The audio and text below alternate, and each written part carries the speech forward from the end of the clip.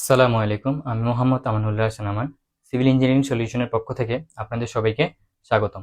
আজকে আমি সিভিল ডিপার্টমেন্টের একটি মোস্ট ইম্পর্টেন্ট একটা সাবজেক্ট স্ট্রাকচারাল মেকানিক্স এর চ্যাপ্টার 1 এর যে বিষয়টা পদার্থের যান্ত্রিক গুণাবলী নিয়ে আলোচনা করব। তো আমরা যারা সিভিলে পড়ি তাদের জন্য খুব ইম্পর্টেন্ট একটা সাবজেক্ট স্ট্রাকচারাল মেকানিক্স। এটাকে আবার সিভিলের আতঙ্ক বলা হয়। তো এই ক্লাসটা শুরু করার আগে আমি তোমাদের সাথে কয়েকটা কথা ডিসকাস করতে যাচ্ছি।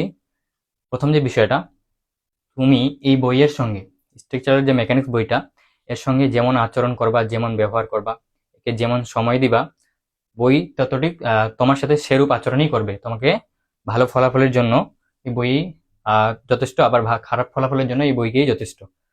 তো তুমি যদি এই বইয়ের সঙ্গে অনেস্ট থাকো, সৎ থাকো, দেখবা যে বই তোমাকে ভালো কিছু একটা বেনিফিট দিচ্ছে। অনেক যে স্টুডেন্ট আছে সব থেকে যে রেফার্ডের সংখ্যাটা স্ট্রাকচারাল মেকানিক্স, এটাকে সবাই ভয় পেয়ে থাকে।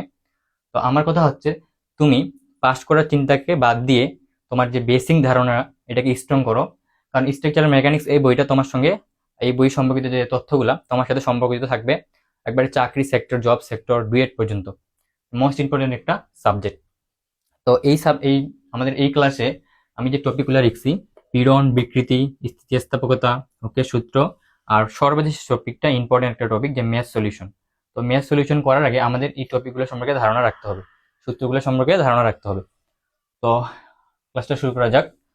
আমি যদি প্রথমে বলি যে পীড়ন, বিকৃতি, স্থিতিস্থাপকতা, ওকে সূত্র, এই বিষয়গুলা তুমি ক্লাস 9-10 একটু দেখে আসছো, তবে এইখানে একটু ব্যতিক্রম টাইপের হবে, একটু বিস্তারিত হবে। তো আমি প্রথমেই হচ্ছে পীড়ন নিয়ে আলোচনা করি। পীড়ন সংজ্ঞাটা লেখার আগে আমি তোমাকে যদি বলি, ধরো এটা হচ্ছে একটা কলাম, বিল্ডিং এর কলাম। তো এই কলামে উপরে কি থাকবে? ছাদ থাকবে। এই ছাদ কি করতেছে? একটা লোড, মানে লোড প্রয়োগ করতেছে কার উপর? এই কলামের উপর একটা বল প্রয়োগ করতেছে, চাপ প্রয়োগ করতেছে। তো যখন একটা বল প্রয়োগ করবে, একটা লোড প্রয়োগ করবে, ধরো ওই লোডটার নাম দিলাম আমি পি। আচ্ছা, কলামটার তোমার যে কলামের ক্ষেত্রফলটা, এখানে একটা ক্ষেত্রফল আছে না প্রস্থচ্ছেদের, কলামের যে ক্ষেত্রফল এটাকে আমি দিলাম এ। তাহলে এই যে ছাদটা তোমার কি করতেছে? একটা পি লোড প্রয়োগ করতেছে কলামের উপর। কলামের কোন কোন জায়গাটার উপর বলতো? শুধু এতটুকু জায়গার উপর। আর এতটুকু জায়গাটাকে আমি কি বলছি? এই কলামের ক্ষেত্রফল। তাহলে কোন একটা তোমার ছাদটা যে পি লোডটা প্রয়োগ করতেছে এতটুকু জায়গার ক্ষেত্রফলের উপর, এখন কি হবে? এই কলাম কি লোডটাকে ছাড়ে দিবে? যদি লোডটাকে ছাড়ে দেয় তাহলে কি হচ্ছে দেখো, কলাম বিল্ডিংটা দাবে যাচ্ছে নিচে। তাহলে কি হচ্ছে? বিল্ডিংটা থাকতেছে না। তো কলামের যে এখানে যে আমরা রড বা তোমার অন্যান্য যে তোমার ইনস্ট্রুমেন্ট গুলো ব্যবহার করে থাকি, মেটেরিয়ালস গুলো ব্যবহার করে থাকি, ওগুলার কারণে কি হচ্ছে? এই কলামও আবার উপরের দিকে একটা লোড প্রয়োগ করতেছে, মানে ছাদ যে দিচ্ছে তার বিপরীত দিকে একটা কি করতেছে? প্রতিক্রিয়া বল দিচ্ছে। মানে ওর লোডটাকে কি করছে? কি করতেছে? প্রতিরোধ করতেছে। এই যে প্রতিরোধ করলো, কি করলো? প্রযুক্ত লোডটাকে কি করলো? প্রতিরোধ করলো। এই যে প্রতিরোধ করার নামটাই হচ্ছে আমাদের পীড়ন। প্রতিরোধ করার নামটাই হচ্ছে তো পীড়ন। তো আমি যে সংজ্ঞাটা লিখি, কিভাবে লিখতেছি দেখো। প্রথমে যে লোডটা দিচ্ছে কোথায় বলো তো? এই একটা একক ক্ষেত্রফলের উপর। তাহলে আমি লিখবো যে একক ক্ষেত্রফলের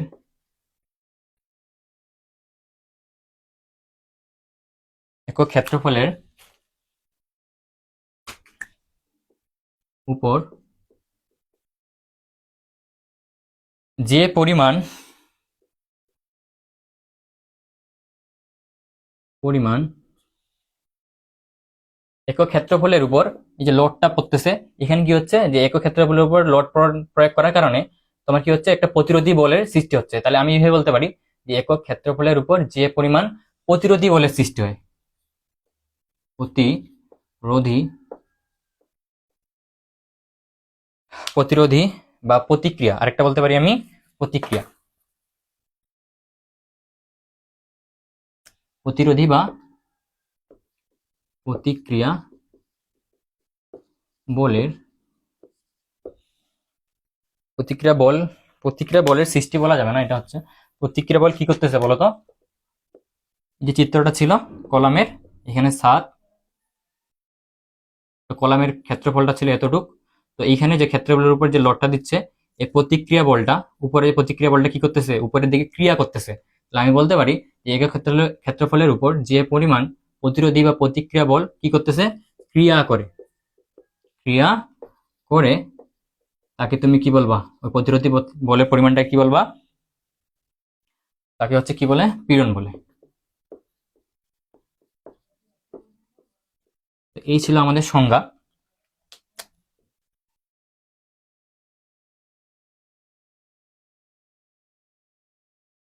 তো এইখানে আমি যদি বলি যে ক্ষেত্রফল কত ছিল এ, যে বলটা দিচ্ছিল ওই বলটাকে তুমি প্রকাশ করবে কি দ্বারা, পি দ্বারা।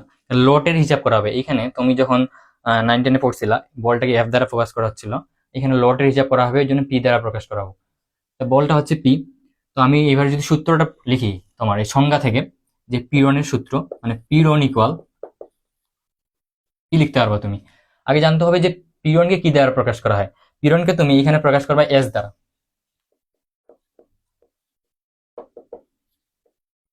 এস দ্বারা প্রকাশ করা হয়।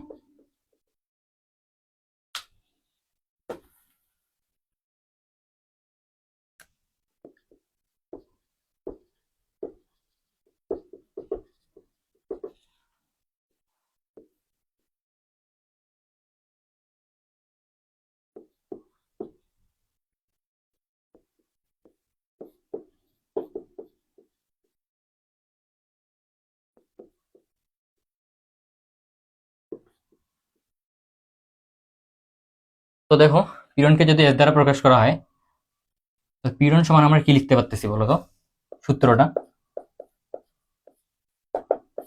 পীড়ন সমান আমরা লিখতে পারতেছি, খেয়াল রাখবা তুমি যখন, তোমার মনে করো সংজ্ঞাটা খেয়াল আছে কিন্তু তুমি কি করছো, সূত্রটা ভুলে গেছো। এখন তোমার কাজ হবে এই সংজ্ঞা থেকেই একটা টেকনিকের মাধ্যমে সূত্রটাকে নিয়ে আসা। কিভাবে, তুমি যখন সূত্রটাকে নিয়ে আসতে চাইবা, তোমার কাজ হবে সবসময় নিচের দিক থেকে শুরু করা। কোথা থেকে, নিচে। তো আমি আগে প্রথমে পড়বো যে একক ক্ষেত্রফলের উপর কি পাইছি ভাইয়া, এখানে ক্ষেত্রফল কথাটা পাইছি না, আর ক্ষেত্রফলকে কি দ্বারা প্রকাশ করা হয়, এ। তাহলে আমাদের কাজ হবে নিচ থেকে শুরু করা। আমরা কি পেলাম, একক ক্ষেত্রফলের উপর যে পরিমাণ প্রতিরোধী প্রতিক্রিয়া বলের বল ক্রিয়া করে, কি ক্রিয়া করে, বল। আর বলকে বলছি কি দ্বারা প্রকাশ করবো এখন, পি দ্বারা। একক ক্ষেত্রফলের উপর যে পরিমাণ প্রতিক্রিয়া বল, প্রতিক্রিয়া বল, একক ক্ষেত্রফলের উপর যে পরিমাণ প্রতিক্রিয়া বল ক্রিয়া করতেছে, ওইটাকে কি আমি কি বলতেছি, পীড়ন বলতেছি। আর পীড়নকে কি দ্বারা প্রকাশ করা হচ্ছে, এস। পিতে হচ্ছে তাহলে এখানে বল বা লোড, এতে হচ্ছে ক্ষেত্রফল।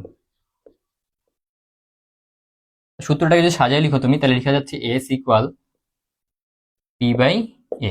এটা হচ্ছে পীড়নের সূত্র। তাহলে পীড়ন সময় লেখা যাচ্ছে বল ভাগ ক্ষেত্রফল। বুঝা গেল বিষয়টা। আরেকবার বলতেছি, যখন তুমি সূত্র থেকে, সংজ্ঞা থেকে সূত্র বের করবা, কিভাবে নির্ণয় করবা, নিচ থেকে শুরু করবা। কোথা থেকে, নিচ থেকে। তো আমি নিচ থেকে যখন শুরু করবো, তার আগে আমি পড়বো যে একক ক্ষেত্রফলের উপর, কার উপর, ক্ষেত্রফল। আর ক্ষেত্রফলের কি দ্বারা প্রকাশ করা হয়, এ দ্বারা। যে পরিমাণ প্রতিক্রিয়া বল ক্রিয়া করতেছে, তাহলে বল কোন কে প্রকাশ করা হয়, এর দ্বারা। ক্ষেত্রফল পাইলাম, এরপরে তো নিচে জায়গাটা পূরণ হয়ে গেল, উপরে লিখতে হবে কি, বল। যে পরিমাণ প্রতিক্রিয়া বল ক্রিয়া করতেছে তাকে কি বলে, পীড়ন বলে। না তুমি যদি এবার সূত্রটা খেয়াল রাখো, সংজ্ঞাটা ভুলে যাও, তা আবার নিচ থেকে শুরু করতে হবে। নিচে যায় থাকে, ওকে তো বলি আমি ক্ষেত্রফল, নিচ থেকে তো শুরু করি। একক ক্ষেত্রফলের উপর যে পরিমাণ প্রতিক্রিয়া বল ক্রিয়া করতেছে তাকে কি বলে, পীড়ন বলে। এই সংজ্ঞাটা আমি সংজ্ঞা থেকে সূত্র পাই গেলাম। মানে এটা তোমার খেয়াল রাখার জন্য একটা সুন্দর একটা টেকনিক আর কি। তো কেউ যদি একটু তুলে নিতে চায়, তুলে নিতে পারো। তো পীড়নের প্রকারভেদ দেওয়ার আগে আমি পীড়নের একটু একক দিব। একক, পীড়নের একক কি হয়, একক যদি দেখি আমি, পীড়নের একক এমকেএস পদ্ধতিতে তুমি যদি হিসাব করো পীড়নের এককটা, তাহলে দেখো পি, পিতে হচ্ছে বল। আর এইখানে পিতে বলের একক আমি হিসাব করবো এমকেএস পদ্ধতিতে নিউটন। নিউটনকে এন দ্বারা লিখবো আর কি। আর এর ক্ষেত্রফলটা হিসাব করবো সবসময়, আমাদের কাজগুলো কিন্তু ক্ষুদ্র বিষয়ের জন্য হচ্ছে, তাহলে লিখবো যে মিলিমিটার স্কয়ার। তাহলে আমাদের এককটা দাঁড়াচ্ছে নিউটন পার মিলিমিটার স্কয়ার, এমকেএস পদ্ধতিতে, কেস বা এসআই। এরপর আরেকটা একক লেখা যাবে, যে নিউটনের আরেকটা একক, বা তুমি লিখতে পারবা মেগা প্যাসকেল, মেগা প্যাসকেল, এটাও লিখতে পারবা, মেগা।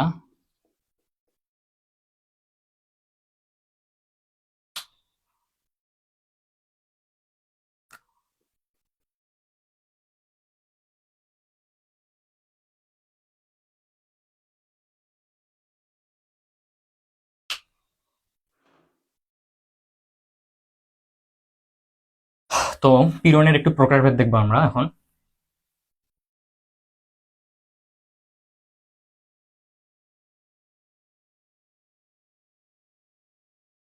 পীড়নকে তোমার 3 ভাগে ভাগ করা হবে। পীড়ন 3 প্রকার, যথা 1 নাম্বারটা যদি আমি বলি তোমার টান পীড়ন।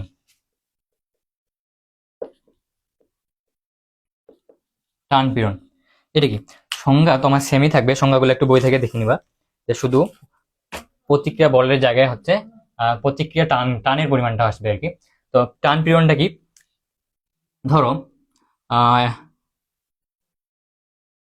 এখানে তোমার বন্ধু এদিকে আর তুমি হচ্ছে আরেকদিকে, তুমি তোমার বন্ধু দুজনে কি করবা? ধরো এটা কি আছে? রাবার। এই রাবারটাকে তুমি টানতেছো, তোমার বন্ধু টানতেছে আর তুমি এদিকে টানতেছো। টানতেছো কিভাবে? বল মানে কি তোমার কি হবে? অবস্থা কি করতেছো? পরিবর্তন করতেছো। তাহলে বল, যে বল দিয়ে টানতেছো এটাকে নাম দিলাম আমি P1, তুমি টানতেছো আর তোমার বন্ধু টানতেছে এখানে P2। মানে দুইজন দুইটা বল দিয়ে টানতেছো, বা পি দিতে পারো সরাসরি। এখন কি হবে বলতো? এই রাবারটা এদিকে আসতেছে আবার এদিকে যাইতে যাচ্ছে। এখন এর আবার কি করবে জানো? দুই দিকে দেখো প্রতিক্রিয়া, দুইজনের বল কি হচ্ছে? সমান, মানে নিষ্ক্রিয় হয়ে যাচ্ছে। এরা টানতেছে, তুমি এটা টানতেছে, এখন নিষ্ক্রিয় হয়ে যাচ্ছে না? আবার কি করবে? তোমার যেটুকু বাড়ার কথা ছিল বাড়বে ঠিক আছে, কিন্তু কি করবে? তোমাদের একটা শক্তি লাগতেছে, কারণ কি করতেছে? রাবার একটা তোমার প্রতিক্রিয়া বল দিচ্ছে, মানে যাইতে তোমার বন্ধুকে এদিকে নিয়ে যাইতে দিচ্ছে না, আর তোমাকে এদিকে নিয়ে যাইতে দিচ্ছে না, মানে যে প্রতিক্রিয়া একটা বল দিচ্ছে। এই টানার কারণে যে বলের সৃষ্টি হচ্ছে, প্রতিক্রিয়া বলটা, ওইটাকে আমি বলবো টান পীড়ন। বুঝে গেল? এখন টান পীড়নের জন্য একটা সূত্র হবে। সূত্রটা কি হবে? আমরা যে সূত্র লিখছিলাম পীড়নের, যে এস ইকুয়াল, লিখছিলাম না, এস ইকুয়াল পি বাই এ। টান পীড়নের জন্য সেম কাজটাই হবে, শুধু এস এর জায়গায় তুমি লিখে দিবে একটা টি। তাহলে হয়ে গেল যে টান পীড়নের জন্য সূত্র। এবার হচ্ছে আমি যদি বলি 2 নাম্বারটা হচ্ছে তোমার চাপ পীড়ন, যেটা আমি এখনই বুঝাইলাম তোমাদের।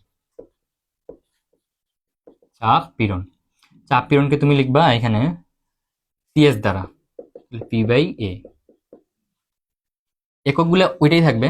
চাপ পীড়নটা কেমন আমি এখনই বললাম তোমাকে, যে এটা হচ্ছে বিম, এর উপর যে ছাদটা থাকবে, ছাদ, ধরো ছাদ আছে, ও একটা কি লিখছে? পি লোড দিচ্ছে না? পি লোড দেওয়ার কারণে বিমের উপর যখন লোড দিচ্ছে, বিম একটা কি করছে? সমান করতেছে, সমান প্রতিক্রিয়া বল দিচ্ছে উপরের দিকে। তো বিও একটা সমান প্রতিক্রিয়া বল দিচ্ছে, দিচ্ছে না? তাহলে বি যখন সমান প্রতিক্রিয়া বল দিচ্ছে, তোমার চাপ দিচ্ছে যখন ছাদের লোডটা, আর বি যে প্রতিক্রিয়া বলটা দিচ্ছে, মানে তোমার ছাদটাকে নিচে দাবতে মানে আসতে দিচ্ছে না, এই যে প্রতিক্রিয়া বলটা তৈরি হচ্ছে এখানে চাপার কারণে, ওই প্রতিক্রিয়া বলটাকে বলা হচ্ছে চাপ পীড়ন। এককের কোনো পরিবর্তন হচ্ছে না, সূত্রের জায়গায় শুধু এখানে কি লিখতেছি আমি? সিএইচ। চাপ পীড়নকে আরেকভাবে বলা যাবে চাপা পীড়ন। ধরো এটা যদি আণবিক ভাবে হিসাব করো, তাহলে দেখো তোমাদের কাজ হবে এই যে এখানে যে তোমার রাবার, ধরো এটাকে, এই রাবারটাকে কি করা? সংকুচিত করা, কমানো। তাহলে তুমি একদিকে কি দিচ্ছ? লোড দিচ্ছ, তোমার বন্ধু আরেক দিক থেকে দিচ্ছে, লোড দিচ্ছে, মানে এটাকে কি করবা? সংকুচিত করবা। ধরো এই যে মার্কারিটা, আমি এখন কি হচ্ছে, এই যে আমার হাতটা এক জায়গায় নিয়ে আসতে পারতেছি, কিন্তু যখন আমি মার্কারিটা নিলাম এখানে, আমার হাতটা আমি এখন এক জায়গায় করতে পারতেছি না। কেন পারতেছি না? আমি তো চাপ দিচ্ছি, কিন্তু এই মার্কারি একটা কি করছে? করতেছে প্রতিক্রিয়া বল দিচ্ছে। এখানে আমাকে হাত দুইটাকে এক জায়গায় আনতে দিচ্ছে না, এই যে প্রতিক্রিয়া বলটা দিচ্ছে, ওই প্রতিক্রিয়া বলটাকে বলা হচ্ছে তোমার চাপ পীড়ন। যে প্রতিক্রিয়া বলে যে সৃষ্টিটা হচ্ছে, ওটা হচ্ছে চাপ পীড়ন। আশা করি চাপ পীড়নটা বুঝতে পারতেছো।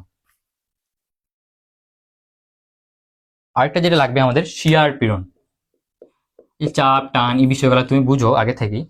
তো শিয়ার পীড়নটা কি?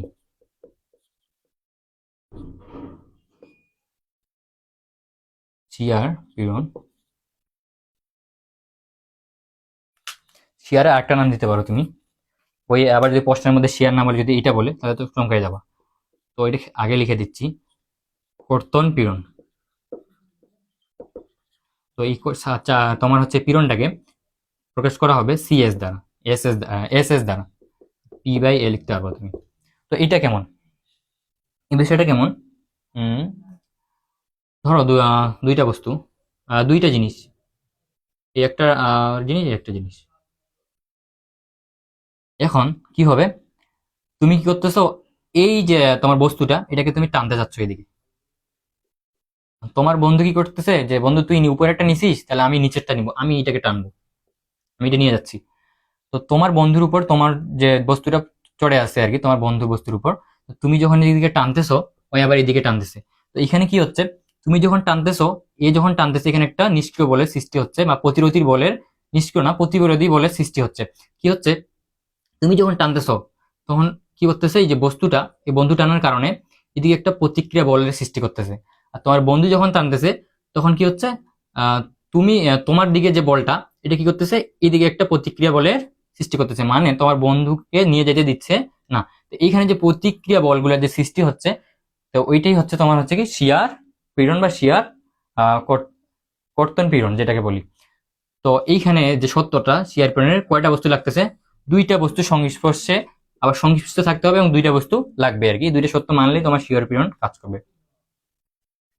তো এই ছিল হচ্ছে তোমাদের পীড়ন নিয়ে আলোচনা।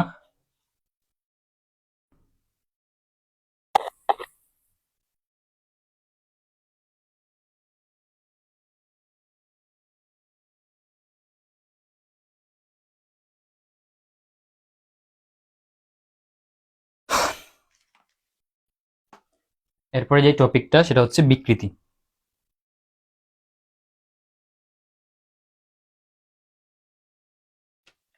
বিকৃতিটা আমি যদি বলি, বিকৃতির সংজ্ঞাটা দিচ্ছি না, শুধু বুঝাই দিচ্ছি, সংজ্ঞাটা পড়ে নিবা। বিকৃতি সহজ বিষয়টা দেখো, তোমার বিকৃতিকে যদি আমি সরাসরি ভাগ করি, তিন তিন ভাগে ভাগ করা যাবে।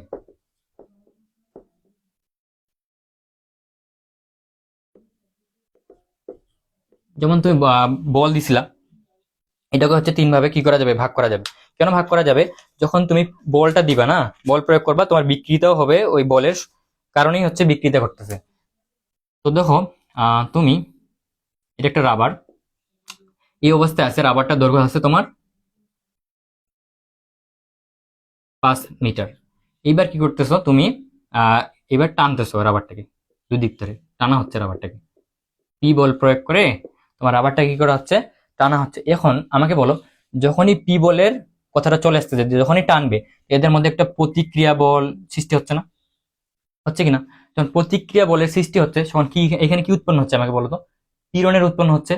হ্যাঁ, পীড়নের উৎপন্ন হচ্ছে, কিন্তু তোমার কি হবে, টানার কারণে এই রাবারের দৈর্ঘ্যটা কি হবে, একটু হলেও বাড়ে যাবে, কি হলে কি হবে, বাড়ে যাবে। তো এইবার হয়ে গেল তোমার 10 মিটার। হ্যাঁ, বাড়ে যাওয়ার কারণে কিসের পরিবর্তন হয়েছে আমাকে বলো তো, দৈর্ঘ্যের পরিবর্তন হয়নি। 5 ছিল, এবার হয়ে গেছে কি 10 মিটার হয়ে গেছে। এই যে দৈর্ঘ্যের যে পরিবর্তনটা হচ্ছে, দৈর্ঘ্যের যে পরিবর্তনটা হচ্ছে, এটাকেই আমি বলবো যে কি করতেছে, বিকৃতি করতেছে। কি করতেছে, বিকৃতি। তাহলে বিকৃতির সংজ্ঞাটা এইভাবে বলা যাবে, কোনো বস্তুকে, ধরো কোনো একটা বস্তুকে তুমি টানবা কোথা থেকে, বস্তুটার বাইরে থেকে। তাহলে কোনো একটা বস্তুকে বাইরে থেকে যখন তুমি টানবা, মানে বল প্রয়োগ করবা, তখন তো এর মধ্যে একটা কি হবে, পীড়নের সৃষ্টি হচ্ছে না। দেখো আমি এখনই বললাম, প্রতিক্রিয়া বলের সৃষ্টি হচ্ছে। এর কারণে প্রতিক্রিয়া বলের সৃষ্টি হওয়ার কারণে দেখো এর কি হচ্ছে, আকারের পরিবর্তন হচ্ছে না, ছিল 5 মিটার হয়ে গেল কি 10 মিটার। তাহলে এইভাবে বলতে পারি, কোন একটা বস্তুকে যখন তুমি টানবা, এর মধ্যে কি হচ্ছে, পীড়নের সৃষ্টি হচ্ছে। আর পীড়নের সৃষ্টি হওয়ার কারণে বস্তুর আকারের কি হচ্ছে, একটু হলেও পরিবর্তন হচ্ছে। বস্তুর যে আকারের যে পরিবর্তনটা, এই পরিবর্তনটাকে মূলত বলা হচ্ছে বিকৃতি। হ্যাঁ, এখানে একটা বিষয় আছে, যে পীড়ন হইলো, বিকৃতি হইলো। বিকৃতির সূত্রটা জানার আগে, বিকৃতির, হ্যাঁ বিকৃতির সূত্রটা আমি ভেবে বলতে পারি যে, বিকৃতি, তুমি বিকৃতিকে প্রকাশ করবা ডেল্টা দ্বারা, এটার নাম হচ্ছে ডেল্টা, ডেল্টা দ্বারা প্রকাশ করবা। তো বিক্রিকে যখন তুমি ডেল্টা দ্বারা প্রকাশ করতেছো, তবে এখন এইখানে আমার প্রশ্নটা হচ্ছে যে দৈর্ঘ্য কতটুকু পরিবর্তন হয়েছে, দৈর্ঘ্যটার পরিবর্তন কতটুকু হয়েছে, তখন তুমি এটাকে বলবা ডেল। কতটুকু হয়েছে, 10 থেকে 5 যদি বিয়োগ করো, তাহলে হচ্ছে তোমার 5। তো আমি যে 10 থেকে 5 বিয়োগ করলাম, এটা কিভাবে বুঝলাম, যে আমি শেষ দৈর্ঘ্যটা, মানে পরিবর্তিত যে দৈর্ঘ্যটা বা শেষ দৈর্ঘ্য যেটা বলবা, যে পরিবর্তিত দৈর্ঘ্য বা শেষ দৈর্ঘ্য থেকে কি করতেছি, মাইনাস করতেছি প্রথম দৈর্ঘ্যটা, প্রথম বা আদি যে দৈর্ঘ্যটা, এটা মাইনাস করতেছি। তাহলে পাচ্ছি কি, ডেল, মানে কতটুকু পরিবর্তন হচ্ছে বা পরিবর্তিত দৈর্ঘ্য। তো যখন তুমি বিকৃতির এটা লিখবা সূত্রটা, যে বিকৃতি ইকুয়াল, বিকৃতি এটাকে কি প্রকাশ করতেছো তুমি ডেল দ্বারা, বিকৃতি ইকুয়াল তুমি লিখতে পারবা যে দৈর্ঘ্যের যে পরিবর্তন ওইটাকে কি দ্বারা প্রকাশ করতেছো, ডেল।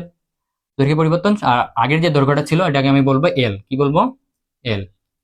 পুরো দৈর্ঘ্যটা হচ্ছে কি, আগের দৈর্ঘ্যটা এল, এল ইকুয়াল 5 মিটার লেখা যাচ্ছে এখানে। তো আগের যে পরিবর্তন এটা হচ্ছে এল, তাহলে এখানে বলা যাচ্ছে না যে পরিবর্তিত দৈর্ঘ্য কতটুকু পরিবর্তন হয়েছে।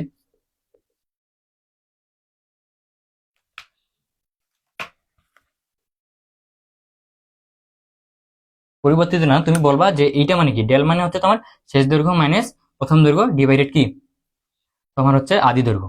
তাহলে এইখানে যে কাজটা করতে হবে, ডেল সমান শেষ দৈর্ঘ্য মাইনাস প্রথম দৈর্ঘ্য বা আদি দৈর্ঘ্য ডিভাইডেড কি আবার আগের দৈর্ঘ্য। এটা হচ্ছে তোমার বিকৃতির সূত্র ছিল। এখন বলো যে বিকৃতির একক, একক কি হবে দেখি হচ্ছে কিনা। ডেল ইকুয়াল লিখতে পারি আমি, ডেল্টা ইকুয়াল লিখতে পারি ডেল বাই এল। তো এখানে যে গল্পটা আসতেছে, ডেল্টা দ্বারা কি বোঝাচ্ছে, দেখো দৈর্ঘ্যেরই হিসাব করা হচ্ছে না, দৈর্ঘ্য প্রকাশ করা হচ্ছে মিটার দ্বারা। এখানে আদি দৈর্ঘ্য নিচেরটাও এটা হচ্ছে মিটার দ্বারা, যখন মিটার মিটার কাটে যাচ্ছে আর বিকৃতির কি থাকতেছে না, কোনো একক থাকতেছে না। তাহলে এটা একটা খুব ইম্পর্টেন্ট কথা, যে বিকৃতির যদি বলে বিকৃতির একক কি, তুমি বলবা যে বিকৃতির কি নেই, কোনো একক নাই, তাহলে বিকৃতির একক নাই। তো এখন কথা হচ্ছে যে ভাইয়া আমি পীড়ন বুঝলাম, বিকৃতি বুঝলাম, হ্যাঁ। তো বিকৃতিটা শেষ করার আগে আমি আরেকটা কিছু বলতে চাচ্ছি। তোমার ধরো তুমি টানতেছো, যখন রাবারটাকে টানতেছো, তো টানটা যখন বাড়ে যাচ্ছে রাবারটা, তো 2 মিটার থেকে 5 মিটার হয়ে গেল, বাড়ে গেল, তখন তুমি কি করছো, তোমার দুই বন্ধু মিলে আরো পাকনামি করে আরো টানতেছো। এবার তো এক সময় কি হবে, যখন তুমি টানতে টানতে একবার, যখন তুমি টানোনি হালকা টানছো, 5 মিটার যখন হইলো, তো এইখানে সময় হচ্ছে কি রাবারটা চিটতেছে না, কিন্তু বাড়ে যাচ্ছে কিন্তু চিটতেছে না, মানে একটা সীমা পর্যন্ত থাকে যাচ্ছে, যে চিটতেছে না। যেমন আমরা বলি না, হ্যাঁ আচ্ছা দেখো, যখন রাবারটা তুমি টানতেছো বাড়ে যাচ্ছে না, কিন্তু যখন চিড়ে যাচ্ছে না বা কিছু হচ্ছে না, তখন তুমি বলবা যে এটা হচ্ছে স্থিতিস্থাপকতা। এই যে চিড়ে যাচ্ছে না, এখন তুমি যদি রাবার দুটাকে ছাড়ে দাও, চিড়ে তো যাচ্ছে না, এবার যদি ছাড়ে দাও আবার পূর্বের অবস্থা কি ফিরে আসতে পারবে, বুঝলা? যখন টান বা বাড়ে যাবে, কিন্তু যখন তুমি ছাড়ে দিবা আবার পূর্বের অবস্থায় ফিরে আসবে। এই যে টানে বাড়াইলা, বাড়ি যখন ছাড়ে দিলে আবার যে পূর্ব অবস্থায় ফিরে আসলো, এই যে পুরো পূর্বের অবস্থায় যে ফিরে আসার প্রক্রিয়া, এটাকে বলবা স্থিতিস্থাপকতা। কি বলবা, স্থিতিস্থাপকতা। মানে টানার পরে লোড প্রয়োগ করার পরে পীড়নের সৃষ্টি হওয়ার পরে যে বিকৃতিটা ঘটবে, বিকৃতি ঘটার পরে তুমি যখন লোডটাকে ছাড়ে দিবা, ওই আবার যেভাবে ছিল ওইভাবেই চলে আসবে, ওইটা হচ্ছে তোমার স্থিতিস্থাপকতা। এখন পাকনামি করে যখন বেশি করে টানতে গেছো, দুই বন্ধু যখন বেশি করে টানতে গেছো, এবার কি হয়েছে, রাবার চিরে শেষ, মাছ থেকে চিরে যায়, দুজন দুই দিকে ধরে আসো রাবারটাকে, চিরে যে গেল। কেন চিরে গেল, আমরা বলি না যে এমন কিছু করবা না যাতে আমার ধৈর্যের সীমা ভাঙে যায়, বলি না? তো ধৈর্যের সীমাটা কখন ভাঙবে, তোমার যখন আর এইখানে কি থাকতেছে না, এ আর ক্ষমতা থাকতেছে না, যে আমরা থাকতে পারতেছি না, এত টানলে থাকা যায়। তো যখন টানা শুরু করছে, কি হয়েছে, রাবারটা চিড়ে গেছে। এই যে চিড়ে গেল, এই চিড়ে গেল, তোমার আর থাকলো না, ওইটাকে বলা হচ্ছে স্থিতিস্থাপক সীমা, সীমাটা অতিক্রম করে ফেলতেছে। এই ছিল হচ্ছে স্থিতিস্থাপক নিয়ে আলোচনা। তো আজকের ক্লাসটা আমি এই পর্যন্ত শেষ করতে চাচ্ছি, নাহলে ক্লাসটা বড় হয়ে যাবে। এরপর এর পরবর্তী ক্লাসে হুকের সূত্র নিয়ে আলোচনা করবো, আর সঙ্গে একটা ম্যাথ সলভ করবো। তো এই অধ্যায়ে সব থেকে ইম্পর্টেন্ট যে বলি আমি, যে ম্যাথগুলো সব থেকে বেশি ইম্পর্টেন্ট, তার আগে তোমাকে বেসিক সম্পর্কে অবশ্যই ধারণা রাখতে হবে। আজকের ক্লাসটা আমি এই পর্যন্ত শেষ করতেছি, দেখা হবে পরবর্তী ক্লাসটাতে। তোমাদের ক্লাসটা কেমন লাগছে অবশ্যই কমেন্টের মধ্যে জানাবেন। আসসালামু আলাইকুম ওয়া রাহমাতুল্লাহি ওয়া বারাকাতুহু।